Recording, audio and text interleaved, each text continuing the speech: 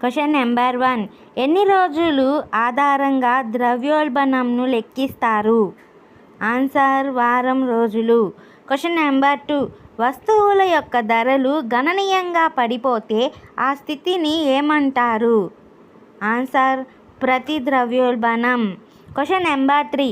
Rationing ప్రభుత్వ కంట్రోల్ల ద్వారా ధరలు అదుపు చేయబడిన ద్రవ్యోల్బణ స్థితిని ఏమంటారు? ఆన్సర్ నియంత్రిత ద్రవ్యోల్బణం. Question number 4.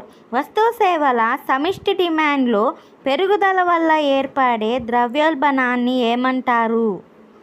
ఆన్సర్ డిమాండ్ ప్రేరిత ద్రవ్యోల్బణం. Question number 5. ఉత్పత్తి వ్యయాలు పెరగటం వల్ల ఏర్పడే ద్రవ్యోల్బణాన్ని ఏమంటారు? ఆన్సర్ వ్యయ ప్రేరిత ద్రవ్యోల్బణం. Question number 6. నిజ ద్రవ్యోల్బణం అంటే ఏమిటి?